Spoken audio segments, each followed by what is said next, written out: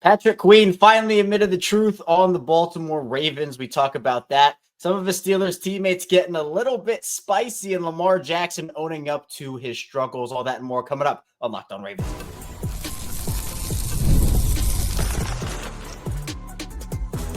You are Locked On Ravens, your daily Baltimore Ravens podcast. Part of the Locked On Podcast Network, your team every day.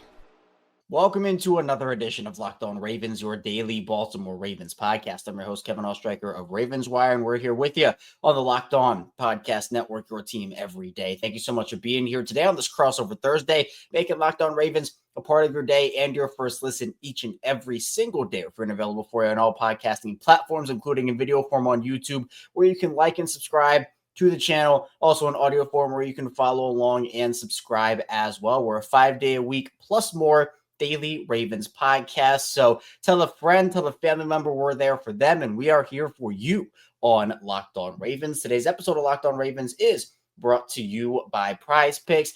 Download the app today. Use code LOCKEDONNFL to win $50 instantly when you play $5.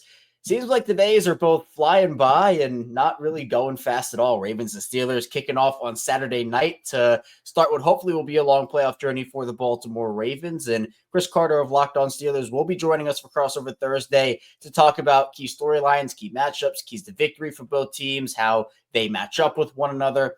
But before we do that, I want to dive into a couple of other storylines. The first of which is Patrick Queen. And stop me if you've heard this one before. Patrick Queen, he's been in the headlines a lot since going to Pittsburgh from Baltimore and has tried to take on the villain role. He's said a lot of spicy stuff about the Ravens, and we'll get into some spicy comments from his teammates in a couple of minutes. But he finally admitted the truth on the whole situation, and honestly, on a bit of the Baltimore Ravens here. First of all, he was kind of asked about, do you have any less pressure on you now that you've gone into M&T Bank Stadium, you've played there? Because he said before that game a couple weeks ago that fans would be saying stuff to him, and he said there were 3 fans who greeted me where they were like, hey, we missed you. It's a mix of both. He said you're going to get, fans who say, oh, we miss you, we love you, and then other fans who are like, no, get out of here. But he said at the end of the day, that's the last thing I care about. He was asked if there was any other big emotions that were going to come from playing the Ravens again. He said, not really, no. The first time I played them, yeah, this is my 3rd time playing them. I've been with this team for a whole season. So this whole situation to me, and if you've been in every day on Locked On Ravens, you've heard me say this before, it just feels like one big breakup. Like this is everything you go through, where Patrick Queen doesn't get an offer from the Ravens. That's been very well known. Patrick Queen made that known. You get to your new team in Patrick Queen's case here, and all of a sudden it's I'm going to get back at them. And that's where he's like, okay, I'm going to become the villain. I'm going to inject that back into this rivalry. Never really happened, in my opinion. Never really happened. I think that he talked that talk, but in terms of being a villain, I mean, I don't really think Patrick Queen did anything very villainy over the course of this season. And look, I'll be the first to tell you, this whole storyline has been very overblown and honestly pretty overly drawn out. Queen is right in the part where this is the 3rd time that these 2 teams are playing. It's not really a headline that much anymore. And I think Queen's saying, yeah, you know what? The first time I did have those emotions and I really was feeling that way. And he admitted that himself both then and obviously again here now. The whole villain thing for him felt like the beginning stages of a breakup. You're recovering from that old relationship. You want to prove them wrong, get back at them. And now Patrick Queen, he did actually say, I guess this was the spiciest part for Patrick Queen of the whole conversation. He said, this is where I'm supposed to be. I made the right decision. I'm happy with my decision. And you know what? At this point, it's just kind of like, okay, he's moved on at this point. I think that's one of the final stages of the whole breakup process, finally moving on. And I think the Ravens have been moved on. Queen's teammates, a couple of them had some spicy things to say. Broderick Jones, I don't think this was too spicy. He said, for me personally, I wanted to play the Ravens. I still got a bad taste in my mouth from last game, so I wanted to play them again. I'm glad we get to play them again. And sure, I can understand Broderick Jones having a bad taste in his mouth from the last game. The Ravens beat up on the Steelers, and I get that. But then Jaylen Warren took a little bit of a different approach, and he said, yes, that's my personal preference. So Not a ton of context in the clip that was posted about it, but if he's saying, oh yeah, I wanted the Ravens, that's my personal preference, is he saying that like Project Jones is saying it and like, oh, I wanted them because of the bad taste in my mouth in the last game? Or is he saying, yeah, that's an easy matchup for us? Again, don't want to put words in his mouth, but that toes line of being a little bit spicier. And then Beanie Bishop had the spiciest comment, in my opinion. The spread is 9.5 points on FanDuel. They have that up there. And Beanie Bishop was asked about that. And he said, I don't really look at that kind of stuff. I think that was their first time beating us in the last 10 games. So no, you're not really worried about that kind of stuff. So what if it was the Ravens' first time beating the Steelers and however many games it was a Ravens win, wasn't it? I mean, that to me was the most bulletin board material out of the whole situation. Lamar Jackson also owned up to some of his playoff struggles. He ended up talking about how he has to remind himself to not get too amped up in the playoffs. And he admitted, he said, yeah, I'm usually just too excited. That's all. I'm too antsy, seeing things before it happened. Like, oh, I have to calm myself down. Just being more experienced, I found a way to balance it out. So I do think that's going to help Lamar Jackson here. But Chris Carter of Locked On Steelers is going to join us now to talk about everything Ravens and Steelers. Let's dive into it. Kevin, we said we might be doing this again, and here we are, covering Steelers Ravens in the playoffs. The first time since 2014, actually. Kind of crazy to think about that, but it's always legendary when the Steelers and Ravens clash, and this looks like to be another one of those. Yeah, you take the Steelers-Ravens craziness that seems to happen every time these two teams play. You take the AFC North craziness that happens whenever two teams in this division play. And then you throw all the playoff uncertainty and all the craziness that can happen in the postseason. Chris, I think this is going to be a wacky, wild, and absolutely unhinged game when you talk about both these teams splitting the season series 1-1. We can talk about what went well for both and what didn't go well for both in both of those matchups. But two teams that are coming into this game relatively healthy for the most part in terms of guys who will be available. I know guys are banged up on both sides, but I'm excited for this one. And I have a feeling this could be a classic game when we talk about this rivalry for years to come. I agree. I think it's going to be along those pace. I want to talk about, though, to start, Kevin, something that gets talked about a lot in Pittsburgh by people who don't want Lamar Jackson to be one of the best quarterbacks of all time, even though I think he's putting him, he's in this generation's talk. I think that if he keeps on the pace that he's been on, he will be in that conversation. But people talk about playoff Lamar, and playoff Lamar, of course, he's had some games where he wasn't at his best, but I think it's been an overstating of things. Granted, yes, when he has started in the playoffs for the Ravens, they've had some rough ones. He lost his first playoff game against the Chargers, then another against the Titans. Then he beat the Titans the next year, lost 3-17 to the Bills. Didn't get to play against the Bengals in 2022. Then last year, whooped up on the Texans and C.J. Stroud, but then lost at home to the Chiefs in what was probably the best chance that this team has had under his watch. Now they're back in the playoffs. Lamar Jackson's in the running for another MVP trophy, but in his playoff record, he has 6 touchdowns to 6 interceptions. He has 3 rushing touchdowns to his name. He's fumbled the ball 6 times in those stretches. Do you feel like the narrative of playoff Lamar is overstated, or do you feel like that's an issue that could poke its head up in this game? I think the overall narrative is overstated, but Lamar has struggled in the playoffs relative to his regular season success, and that's not necessarily a secret. Now, you mentioned it there, Chris, where Lamar should not be on the hook for all of Baltimore's playoff losses. Agreed. The way that he is. He's played a role in them. I'm not saying that he is excused from all criticism in all these losses, because he's not. There have been moments where Lamar has not risen to the occasion.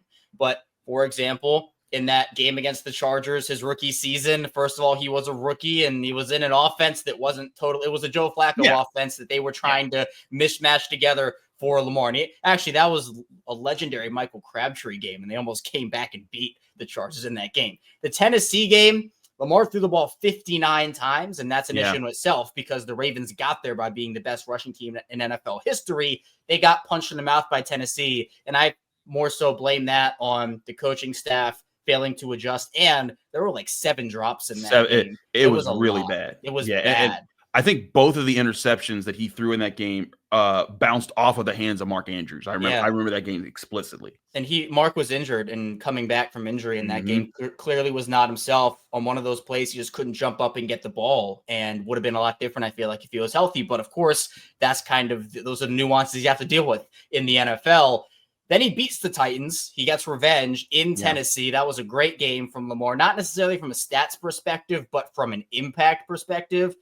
Buffalo, that was a rough one for Lamar. He got injured in that game, threw the pick six in the Bills' red zone, which would have maybe turned the tides of that game. I feel like if you were to place blame on Lamar for one of those losses, the Buffalo one might be that one. But then you talk about last year's run, he beat up on the Texans. Yeah, he was did. a really good Texans team that was young. That was their thing. They were good, but they were young. And so Lamar was able to take advantage of that. Then the Kansas City game, yeah, he had a couple of bad throws, a couple of bad mistakes, the interception and triple coverage, certainly on him. But then you look at the coaching staff again, failure to adjust. 6 attempts for the running backs. When again, you got there being a historic rushing offense, that can't happen. So yes, Lamar Jackson does deserve blame for the Ravens playoff losses. I'm not trying to make sure to say, oh yeah, Lamar, he's this guy that can never get criticized. No, of course, he's been a problem in the playoffs. But I think the narrative around Lamar in the playoffs, Chris, has been he is at fault for every single thing that has happened. And in my opinion, that's just not true. I agree with you. I've watched Lamar Jackson since his days in college. I've always been impressed by him. I think that, like, I remember watching that Titans game and seeing Pittsburgh people being like, ah, ha, ha, look at Lamar choke. And I'm like, I don't know, man. He had like 500 yards. Like, I don't think he choked. I think it was a few other factors that played into that loss. And then, the loss at Buffalo in 2020. And then, last year, the loss of the Chiefs. And granted, yeah, he threw a bad interception.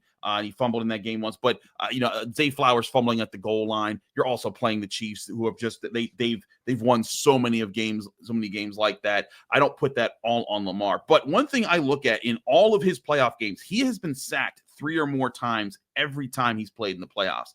And if the Steelers are about anything, they're about getting pressure, taking the quarterback down, and making that part of their game plan here. How well do you think Lamar Jackson has adapted this year to handling pressure? And what are ways that have kind of gotten after him that have knocked him off of his rhythm when he's faced pressure this year? Yeah, well, that used to be the book on Lamar. It was if you pressure him, he can't handle it. That was especially many years ago now, a couple of years against that Miami team on Thursday Night Football. The Dolphins just ran cover 0 the entire game, and it was one of Lamar's worst games of his career. Now, over the course of the last couple of seasons, Lamar has elevated his game to just get the ball out a lot quicker, because the best blitz beater you can have, if you're getting pressure on you, is either dumping it off to a running back in the flat, short, quick passing game. And also Lamar's elusive ability and his athletic ability, he can even just step up in the pocket and take off up the middle, or he can get around that pressure, make a guy miss in the backfield. I think part of the pressure for Lamar and what has made it sometimes difficult for him to deal with it is that he's become really good at letting routes develop for guys. So he will take time. If he escapes pressure, he'll float out in the pocket, and those plays can extend for a really long time. But I think for any quarterback, if your internal clock gets sped up and you have a specific read you want to go to, you're going to look through your progressions, it can sometimes be tough to adjust on the fly. And I think Lamar's gotten better at that every single season. But sometimes when there's too much pressure in your face too early, barely any quarterback can work with that. So when you talk about physical defensive fronts, and you and I have talked about this before, Chris, the Ravens have struggled with those more physical fronts at times this season. Pittsburgh has one of those fronts. Another team like Kansas City, where the Ravens struggled a bit in week 1. And then you have Philadelphia as another team Baltimore struggled against there too. So obviously Pittsburgh has an incredible pass rush rotation. They have interior guys that can get pressure. With Lamar, it's more difficult to bring him down when you get pressure than any other quarterback in the league, just because it's a multi-step plan to get him. It's you first have to get there, then you have to find a way to bring him down. And I'm not saying it's impossible, but it's very, very difficult. And so one of the things, Chris, that I think Ravens fans have clung on to from Lamar's words this week is that in terms of what he's taken away from previous playoff games, he said a playoff game is a lot slower. You have to try to be mistake-free. The game is won with the turnover battle and keeping the ball in your control. And he just said he has to calm himself down a little bit. Chris, we know the Steelers defense is the best turnover defense in football. They live off forcing turnovers, and they have been really good at that all season long. And when we talk about the two teams facing off in the regular season, the team that won the turnover battle won the game in both games. And now I will be honest, I've never seen a team have as good a fumble luck as the Ravens had in that second matchup. Felt like the Ravens were getting all the balls bouncing back their way except for one. You can't rely on that if you're the Ravens, because you have to clean that up. But Pittsburgh was going to go for the ball, going to try to force it out. And I think for Lamar, it's just a matter of him adjusting to the pressure both from Pittsburgh and just the playoff atmosphere, and making sure that they just play their game and don't get off of it, because that's one of the biggest things that have held Baltimore back this year. I think that's part of the key too is how how they handle it. One thing the Ravens did very well is they quelled the Steelers' interior pass rush and interior line. That's how Derrick Henry really got going. Cam Hayward, Keanu Benton, Larry Ogunjobi, and Patrick Queen. None of those guys in the Steelers in the middle part of their defense really was able to slow anything down, and that kind of further neutralized the potential of the edge guys like Alex Highsmith and T.J. Watt, and that led to some good play by the Ravens. That led to their Derrick Henry having the most rushing yards in the history of the rivalry between from the Ravens between these two teams.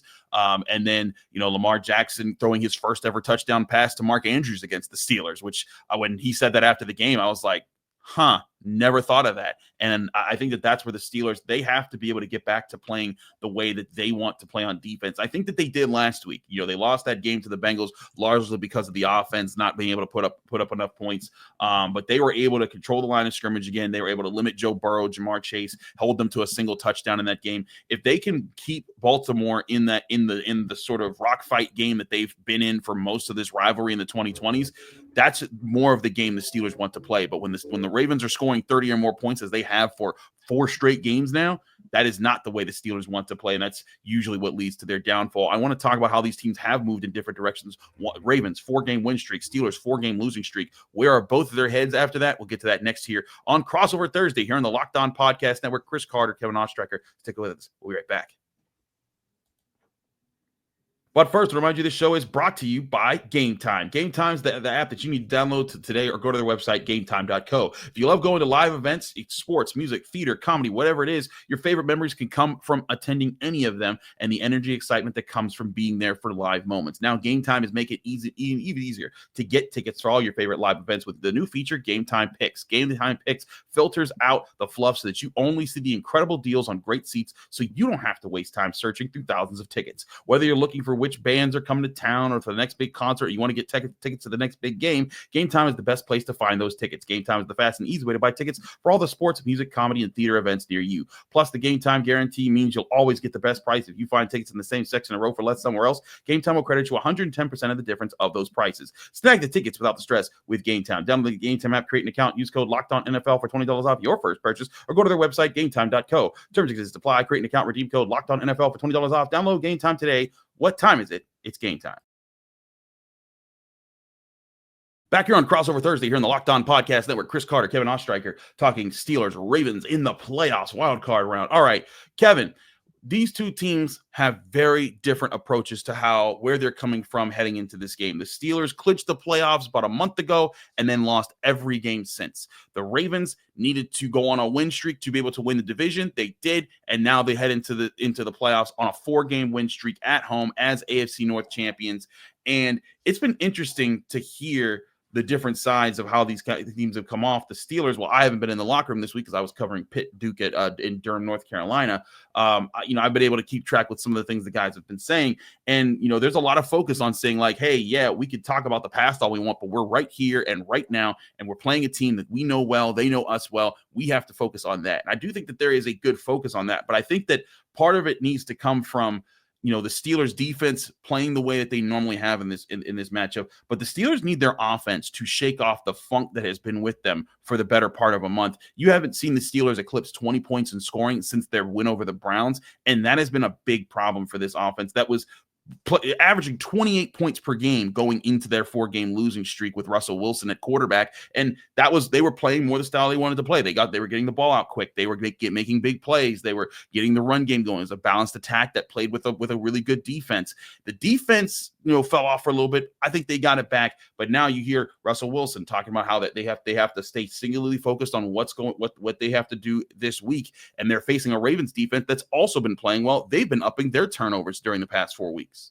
Yeah, and you mentioned it, Chris. For Baltimore, the offense has really found their stride, and they've been good all season. It's just been a bit of inconsistency in certain games. But defensively, I think the bigger story is the turnaround there, especially in the secondary, where you've inserted Ardarius Washington, who last time these two teams faced off had that big turnover on Russell Wilson as Russ was trying to lower the shoulder. Ardarius lowered it right back, and the ball comes out, and Baltimore takes the momentum away from Pittsburgh there. You have guys like Trey White who have made some plays. He had a couple of big plays on George Pickens in his Ravens debut back when the Ravens lost to Pittsburgh in Pittsburgh. So a lot of the focus from the Ravens this week has been just staying in the moment, understanding that this is a whole new season, one game at a time. There have been a lot of questions about how the Ravens can stop that Steelers run game. Jaylen Warren has been a guy that's given them issues a little bit over the course of the past couple of seasons when he's been in there. And the Ravens understand this, not just Jaylen Warren. I mean, obviously Najee Harris is in the fold. Cordero Patterson had that incredible touchdown catch the last time these two teams played, and that's someone you have to look out for as well. But I think the other thing is that health-wise for these two teams, there's been a lot of conversation about Zay Flowers, both from, John Harbaugh. He's very tight to the vest on everything, so he's not going to disclose. He doesn't want to give the Steelers any type of competitive advantage. Doesn't seem like he's going to play. Mm-hmm. So, people are talking about how, yes, guys like Rashad Bateman have to step up even further. Tylan Wallace, Nelson Aguilar, if that's the case. And it's interesting because we do know that when the Ravens and Steelers matched up at M&T Bank Stadium, the Steelers were down 3/4 of their secondary. Obviously, Joey Porter Jr. got injured in the middle of that game. There was no Dante Jackson or Deshaun Elliott. There was no George Pickens in that game. So injuries, they're always going to play a factor in the NFL. And that's just something that teams always have to deal with. Baltimore's been through injury-riddled seasons. Pittsburgh has been through injury-riddled seasons. It just is what it is. But I think it's interesting because there's a lot of high praise from both sides, both the Ravens and the Steelers, of like, yeah, we know this is a rivalry. We know that, we don't like them. They don't like us, but there is a mutual respect between the organizations. But when these cleats get laced up on game day, Chris, we know it's going to be a physical battle that is going to be one for the ages. And then you kind of hear at least some of the stuff, because here in Baltimore, Chris, Ravens fans are very much like, don't give any bulletin board material and look for any bulletin board material you can for this game. And I don't think this is necessarily bulletin board stuff, but you hear, for example, essentially Broderick Jones saying, I'm glad we get to play the Ravens again. I had a sour taste in my mouth from last game. I don't blame them. I mean, the Ravens had a sour taste in their mouth from all the games that Pittsburgh took from them. I understand Broderick Jones wanting to face off against the Ravens again and having that sour taste in his mouth. He said he wanted to play the Ravens again. Jaylen Warren ended up saying that the Ravens were his preference. Aaron Becker put that out, that Jaylen Warren said, yeah, the Ravens are my preference to play in the postseason. And then this one I know we'll talk about, Chris, but Beanie Bishop, everybody's asked about the Pittsburgh Steelers being underdogs, not just Bishop, but a lot of people in the Steelers locker room. And he said, I don't really look at that kind of stuff. I think that was their first time beating us in the last 10 games. So now you're not really worried about that kind of stuff. The spread on FanDuel is 9.5. That to me is crazy. If we're being wild, because look, I get, like you talked about, Steelers have been on a downswing, Ravens have been on an upswing. You have to factor in that this is the postseason. You don't really get a lot of games that happen at M&T Bank Stadium between the Ravens and the Steelers all that often. These games are usually very close, come down to the wire. They're physical, they're messy. 9.5, regardless of who you think is going to win this game, 9.5 is a pretty crazy spread in my opinion. It just, AFC North games often come down to the wire in a lot of cases. I mean, the last one didn't between these two, but like the 9 before that were 1-score games. And before this last game, the Steelers had won 4 straight in Baltimore, which was just nuts considering who they played. Like they had that Kenny Pickett in some of those games. It's been some wacky games between these two. But again, when you watch Hard Knocks and you see AFC North Hard Knocks and you see John Harbaugh and Mike Tomlin, they like all week they're saying like, hey, we know these guys. They know us. Our tricks, we think we have stuff up our sleeves. They got stuff up their sleeves. We have to be prepared. And that's the thing about each other, about these teams. And truly, last game, you had Russell Wilson, who up to that point had been a very turnover safe quarterback, commit 2 crucial turnovers, a fumble in the red zone inside the 5, and then a pick 6 that he threw that basically sealed the game, or flipped the game away from the Steelers. I think it was a tie game when he made that play. The Steelers, they needed to be able to, I think actually they were down 7, but still it was a tie game in the third quarter. But when he threw that pick 6, that practically ended the game. The Steelers, they need him to kind of be at least the facilitator that he was for most of the year that he played. For 2 months, he was leading a really good offense. For the last month, he's not led a good offense. And I think that that's where everyone's kind of focused right now, trying to get the Steelers back on their track. And that's what I think this game could come down to. If the Steelers defense can keep the Ravens in the rock fight, I think that is more likely to happen than the Steelers offense clicking and finally getting something going. But if the Steelers offense does find a way to click, that could be the thing that gets the Steelers back in the team. I got to be honest though, covering this team, I don't know what it will take to get them there, because there have been open guys. Russell Wilson's had chances, and then there's also been open guys who drop passes. And so can they shake all of these things out of a funk in a short amount of time? That's going to be tough, facing your division rivals who just beat you 2 weeks ago. And then they're at home, they're red hot, or 3 weeks ago, excuse me. They're red hot, they're playing very well, and you're not. It would take an ultimate turnaround for this to happen. And if it does, great. But I think a lot of people are at the same page right now. It's like, hey, got to see it to believe it. And maybe that's what FanDuel is doing when you look at those numbers. Yeah, and I mean, I can understand some of the reasoning behind it for sure, but I just feel like there are so many factors. And one of the things that I'm looking at, Chris, is just even the conversion rates for these teams. Third down, red zone. I'm sure we might see a couple of fourth down plays. We've seen them in the first couple games, so I'm sure we'll see one or two of those here. You look at the Pittsburgh side of things, and Pittsburgh is middling on third down on offense, but they're one of the worst red zone offenses in the league, 48.2 completion percentage in terms of converting in the red zone. Meanwhile, Baltimore's red zone defense is a top 12 unit, and their conversion rate on offense, they're the best red zone offense in the league. They convert on nearly 3/4 of their red zone opportunities, and then they're the third best third down conversion percentage offense in the league. And while Pittsburgh, it's essentially strength on strength there, because Pittsburgh's been a very good third down defense. It's going to be interesting because games are won and lost that way. I mean, if you can get your opposing offense off the field, and for a Pittsburgh team, I feel like, Chris, it might just come down to opportunities. Even if the offense isn't consistent putting points up on the board, if the Steelers defense can give the Steelers offense just opportunity after opportunity, and the Ravens offense is struggling a little bit, that's how I feel like the Steelers could sneak their way into this game and maybe steal it from Baltimore, is they just kind of slop it up a little bit, because I think both defenses are great. Both defenses have talent. They're incredible. I just feel like when it comes down to offenses, the big question is, can Pittsburgh's offense keep up with Baltimore's if Baltimore's offense gets it rolling? Yeah. And based off what we've seen these past 4 weeks, I'd have to personally say no. Yeah, I mean, it's tough to bet on the Steelers offense right now. Again, I think the Steelers defense can make this close, but can the offense do it? I want to talk to Kevin about, if, from the Ravens perspective, what are the things that you're most scared of from the Steelers? Because FanDuel, everyone's saying, hey, Ravens going to win. I think the entire NFL Network crew, everyone picked the Ravens to win. And I feel like the Ravens have earned that. But what can the Steelers do? We'll talk about that next here on Crossover Thursday here on the Locked On Podcast Network. Chris Carter, Kevin Ostreicher, stick with us. We'll be right back. But first, I want to remind you that this show is also brought to you by FanDuel Sportsbook, the #1 sportsbook in America. From big upsets to game-winning drives, the NFL playoffs are better with FanDuel because they're America's #1 sportsbook. Right now, new customers can bet $5 and get $200 in bonus bets guaranteed. That's $200 in bonus bets, win or lose, on your first bet of $5 or more. The FanDuel app gives you everything you need for live bets, same-game parlays, and so much more. This week, the Steelers are 9.5-point road underdogs against the Ravens. That's been holding all week. Money line's currently set at the Ravens -590.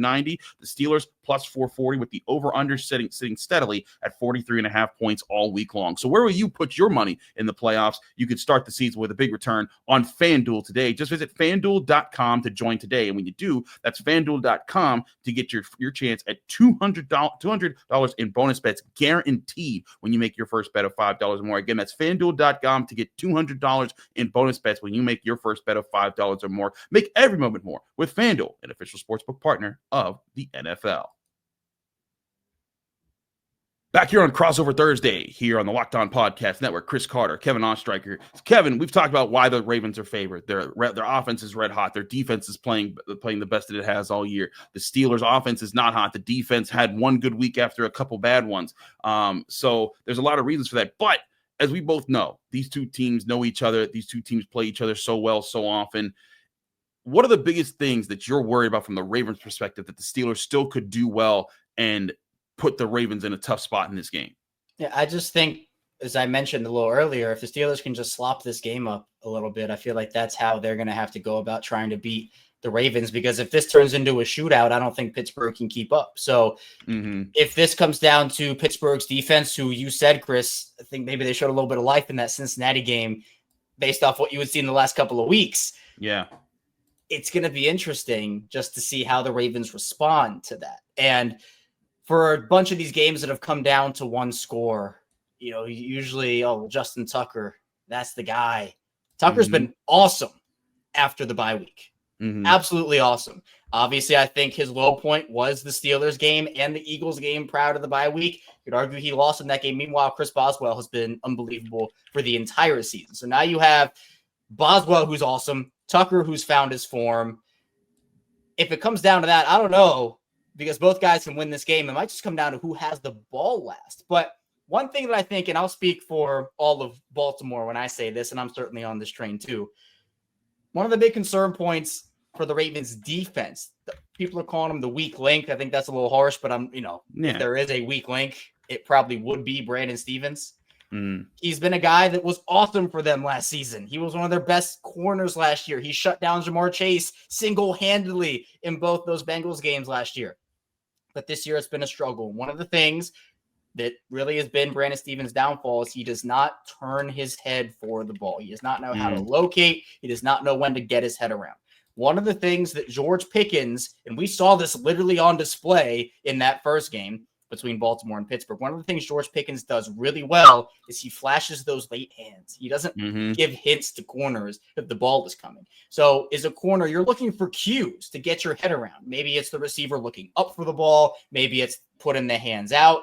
Pickens is really good at disguising that. And so when Pickens flashes his hands right as the ball's in the breadbasket, it gives Stephens no time to even know the ball's on the way. And he's kind of looking around like, wait, when was the ball thrown? And that's been one of the biggest issues for Brandon Stephens this year. There was no George Pickens in the game last time these two teams played. Calvin Austin made a couple of really big catches. You have to worry about a guy like Pat Freiermuth. But then I think the next question for Pittsburgh is who else steps up?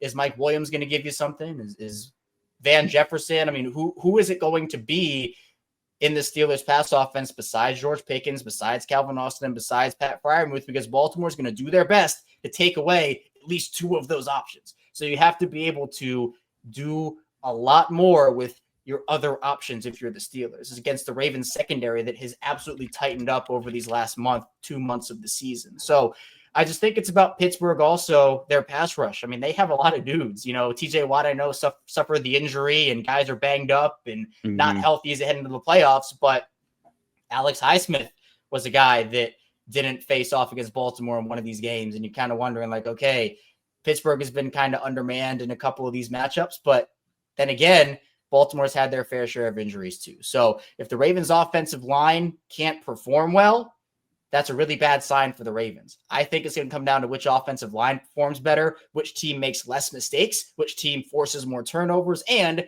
which team commits less penalties. I think those are all golden keys for this game, especially on Baltimore's side, because we've seen them lose games because of each of those reasons. I agree. The turnovers always play a big factor. The trenches always play a big factor. I said after the game in some film analysis, I thought the Ravens' interior offensive line was a big factor in them winning because it got Derrick Henry going. It really protected Lamar, gave him a lot more escape lanes. And I thought they beat the Steelers to the punch on several occasions in that game. And to your point about George Pickens, he has had some pretty good days against the Ravens. Even in the win the last time, the Steelers had 8 catches for 89 yards. The year before that, he had 6 catches for 130, including a touchdown at the end of the game that won them the game. So he's been a good part of the driver. But George Pickens has to turn things around. He dropped 3 crucial passes from Russell Wilson last week, and he's been on the record for kind of being testy and being feisty. And I think that there was some misleadings on what Ravens players were saying about him this week. There was a report that someone called him soft, and it turned out it was a misconstruing of like recordings and things like that. So maybe it was some false bulletin board material. That did not happen. False bulletin board material. So you got to throw it away. That did not happen. We're not. Mike Tomlin's like, no, that was very real, man. What you talking about? They talked about your mama too. Like he's like, look at it. Look.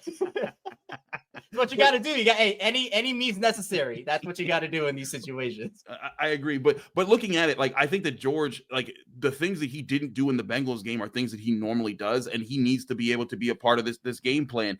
Just as Pat Freiermuth, and I think that Russell Wilson, what he has to get back to doing is taking what's there, and that's the thing about this game. I thought in the Ravens game, outside of his 2 turnovers, he moved the ball with the Steelers. They didn't finish drives, and they made crucial mistakes at crucial parts of the game.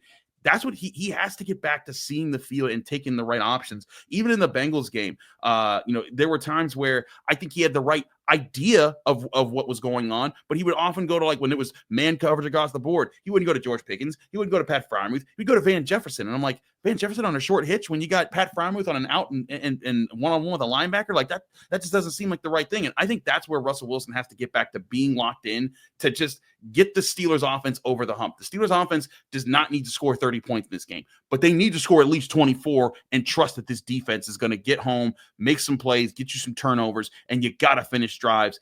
I think, but like you're saying, just the trends wise, it would take the Steelers flipping a lot of trends in this game for them to pull out a win. Really appreciate Chris for hopping on, talking some Ravens and Steelers football. Should be a great game between these two teams. Round 3, Ravens and Steelers. But that's all I have for you here today on Locked On Ravens. Thank you so much for tuning in. Be sure on the way out, hit that like and subscribe button in video form. Follow along in audio form for 5 days a week, plus more of daily Ravens coverage. Coming up tomorrow, we'll be rounding out our weekday episodes with more Ravens content. So be sure to stay tuned. I'll see you right back here tomorrow on Locked On Ravens.